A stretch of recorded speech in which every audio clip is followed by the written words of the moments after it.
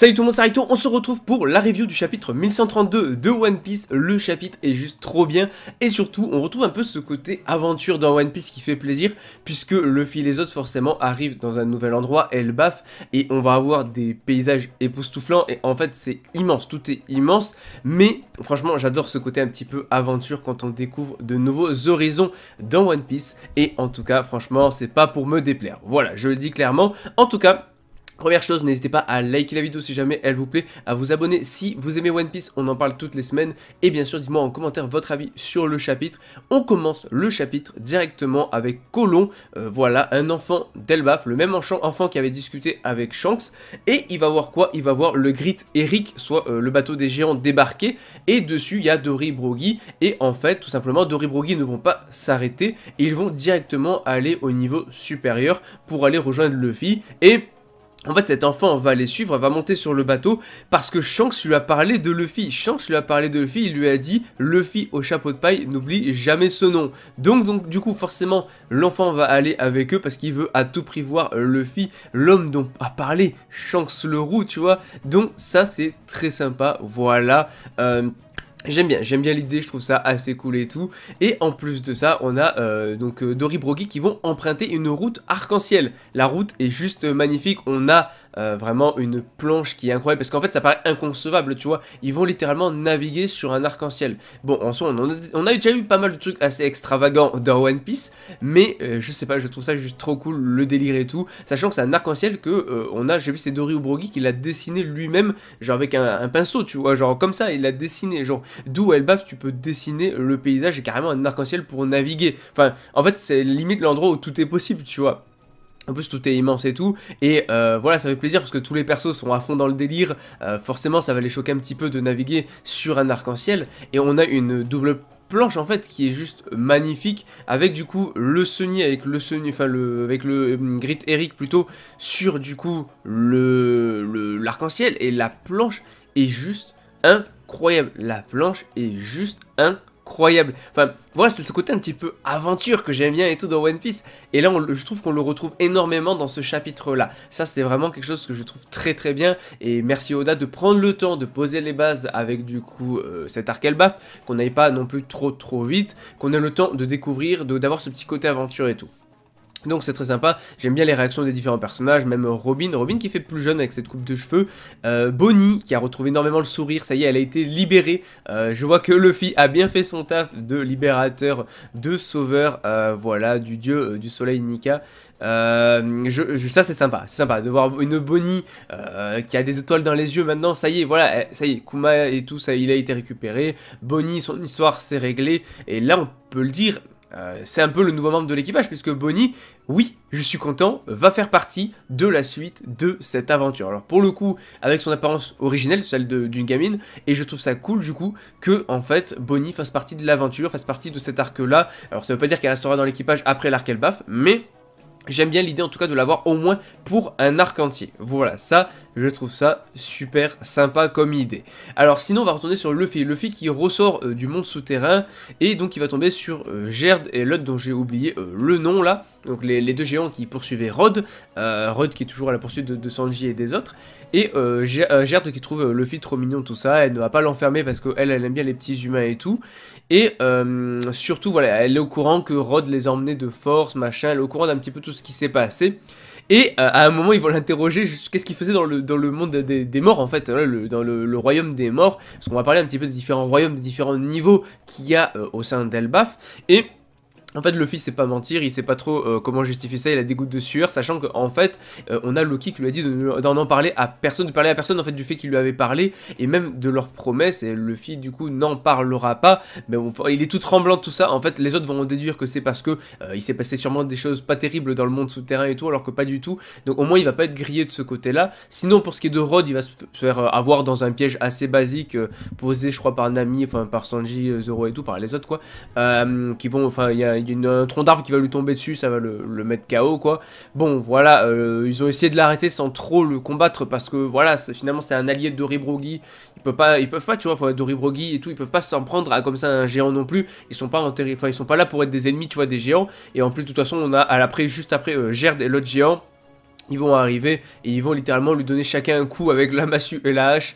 Donc au moins c'est réglé. Finalement les dégâts causés par Sanji, Zoro et tout, ça ne sera pas, ne seront pas retenus puisqu'il y en a ils font pire derrière, tu vois. Bon, sinon en gros c'est parti, tout le monde est regroupé, Luffy qui retrouve son équipage, en tout cas une partie, donc Zoro, Usopp, Nami et tout, puisque les autres étaient encore sur le bateau des géants. Donc voilà, il faut un petit peu connaissance, c'était sympa et tout. Et justement... là, on a Luffy qui est enjaillé en fait de pouvoir découvrir enfin Elbaf, Usopp aussi. Son Elbaf, enfin Usopp plutôt et Luffy, c'est les deux qui voulaient à tout prix découvrir Elbaf parce que pour eux, Elbaf, il s'était fait une promesse, rappelez-vous, Little Garden. Et justement, on va voir un truc par rapport à ça que j'ai trouvé très très cool, un petit flashback qui fait vraiment plaisir, mais... voilà, en tout cas, il navigue sur l'arc-en-ciel, donc tout le monde se retrouve et ça y est, ils arrivent à Elbaf, ils sont à Elbaf. Et la planche est monstrueuse. Oui, voilà, ça c'est des paysages qu'on veut dans One Piece. Ça c'est des paysages magnifiques de One Piece tels qu'on les veut. Avec du coup, faut savoir que déjà on a carrément une cascade. T'as un arc-en-ciel, mais c'est l'arc-en-ciel sur lequel tu peux naviguer. T'as des arbres, t'as des maisons en fait dans les arbres littéralement. Enfin, c'est juste fou, t'as même des nuages, on voit qu'ils peuvent sauter sur les nuages et tout, un petit peu comme à Skypiea. Enfin, c'est juste un paysage immense, et en fait, ils l'ont dit, le paysage est tellement grand que, en fait, on peut même pas voir l'immensité de ce que propose Elbaf. C'est pour dire à quel point c'est juste énorme. Et vraiment pour, en plus de cette planche magnifique, avoir un petit côté émotion sur ça, c'est pour en fait, ça nous rappelle à quel point c'est important de voir Elbaf, et notamment pour Luffy Usopp, puisque on a cette fameuse scène où justement Usopp avait fait « Eh les gars, un jour, on ira tous sur Elbaf ». Et Luffy qui avait répondu allons au-dessus des... Enfin allons voilà là où il y a les guerriers et tout. C'est parti Usopp, un jour on y sera. Et ça y est, on y est. Je vous jure, j'ai les larmes aux yeux, mais c'est incroyable. Usopp qui est en train de chialer. T'as Luffy qui est hyper content, qui a le smile, tu vois. Non. Ça franchement c'est trop d'émotion. Là vraiment la scène a été folle parce que Little Garden ça commence à dater un petit moment tu vois. Et là se dire que ça y est, ils y sont tous à Elbaf parce que tout le monde se réunit, tout l'équipage. T'as Robin, t'as Chopper, t'as Franky, Zoro, t'as Bonnie qui est là, oui, elle est avec les membres de l'équipage. Vegapunk bien sûr aussi, du moins Lilith, hein, le Vegapunk Lilith, t'as Brook, t'as Nami, t'as Jinbei et tout. Sanji, franchement, la honte, la honte, désolé. Pendant que tout le monde regarde Elbaf, le gars, je ne parlerai même pas de qu'est-ce qu'il est en train de faire parce que franchement Sanji décevant à force. Et donc le narrateur qui dit tel est le royaume de Warland situé sur l'île d'Elbaf, aussi connu sous le nom d'Elbaf, le royaume des géants. C'est incroyable. Ils sont choqués, Luffy, machin et tout, Chopper, Usopp de voir déjà un arc-en-ciel, tu vois, sur lequel tu peux naviguer, c'est juste inconcevable. Par contre, voilà, faut préciser une chose.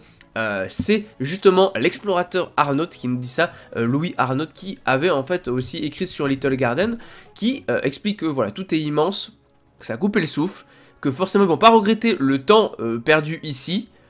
Par contre, voilà, s'il y a une chose qu'on doit savoir au sujet d'Elbaf, cette fameuse terre mystérieuse où tout est paisible, c'est qu'il faut garder un truc en tête, c'est de pas rester trop longtemps sur l'île, c'est ce qu'il mentionne, et je trouve qu'il y a beaucoup de références au temps. Et je me demande que justement, peut-être, bon, soit ça peut-être rien à voir, mais peut-être que le fait que tout soit immense va jouer sur la perspective du temps, parce que en soi, on le sait, les géants vivent très longtemps déjà par rapport aux humains, bien plus que les humains. Donc, on peut se dire que le fait de rester trop longtemps à Elbaf, soit le temps va être arrêté quand ils vont être sur Elbaf, et donc du coup le monde va continuer, mais de manière bien plus rapide, alors que eux, pour eux, le temps sera arrêté, et quand ils vont sortir d'Elbaf, ben, il sera passé des dingueries. Soit ça peut être du coup l'inverse. Mais je pense qu'en vrai, il va y avoir une notion de temps qui va être importante dans cet arc-là, à leur sortie d'Elbaf. Parce que je pense qu'en restant sur Elbaf, il y a un truc comme ça par rapport aux géants et tout, ça expliquerait pourquoi ils vivent aussi longtemps. Je pense qu'il y a une notion de perte de temps. On perd le temps en fait, on se rend plus compte du temps qui passe quand on est sur Elbaf. Donc je pense qu'il y aura cette notion du temps qui sera importante par la suite en fait de l'arc et même de la suite du manga. Parce que il y aura forcément un truc par rapport à ça. Je sais pas pourquoi je le sens venir et tout. Je pense que la perspective de temps n'est pas la même en fait sur Elbaf que dans le reste du monde. Il y a potentiellement un truc comme ça. On verra. On verra bien sûr, c'est qu'une hypothèse. Peut-être ça a rien à voir avec ça et tout. Mais je trouve que voilà, il insiste beaucoup sur le temps, Louis Arnaud. Donc prenons note. Et surtout à la fin, on voit bon, une sorte d'ours, tout ça, et on voit quelqu'un du coup avec des cheveux en pique, en train peut-être de boire un saké ou de boire quelque chose, et un chapeau. Là, la théorie veut que ça soit Shiki. Shiki voilà, parce que Shiki n'est jamais vraiment canon pour l'instant, mais correspondrait à cette description, en tout cas qu'on peut avoir ici, parce qu'on avait eu Shiki, je crois aussi dans une page cover justement, où il était un peu dans ce style-là, donc avec le chapeau, tout ça. Donc peut-être, je veux dire, peut-être Shiki pourrait être introduit, peut-être ça n'a rien à voir avec Shiki, c'est peut-être complètement autre chose, mais je veux dire, s'il y a un personnage là, c'est pas pour rien, ce personnage-là aura forcément un rôle par la suite. Il y a plein de choses qui se profilent en fait, que ça soit par rapport du coup à la mise en garde de Louis Arnott, explorateur qui du coup est déjà allé à Elbaf et qui nous met en garde, je pense, contre le temps qui s'écoule pas exactement pareil, ou en tout cas on perd la notion du temps sur Elbaf. Plus potentiellement Loki aussi qui va jouer un rôle important, donc qui utilise des grosses choses, plus ce gars à la fin, qui lui aussi va être important pour l'arc. Donc en fait c'est bien, parce qu'on est sur un arc qui est à la fois cool, aventure, ça fait plaisir, nouveaux paysages, nouveaux décors, nouveaux horizons, nouvelles tenues, plein de nouvelles choses en fait finalement, comme dans One Piece en général, quand on arrive dans un nouvel endroit, une nouvelle île, un nouveau pays, un nouveau truc et tout, mais avec quelques éléments introduits qui montrent que ça va pas être non plus de tout repos, qu'on peut s'attendre à pas mal de rebondissements, à pas mal de surprises, et ça, franchement, ça fait plaisir de fou, parce que là, je sens que l'arc va être incroyable, on l'attend depuis tellement longtemps. Bon, en tout cas, on l'oublie pas, mais One Piece, c'est la vie.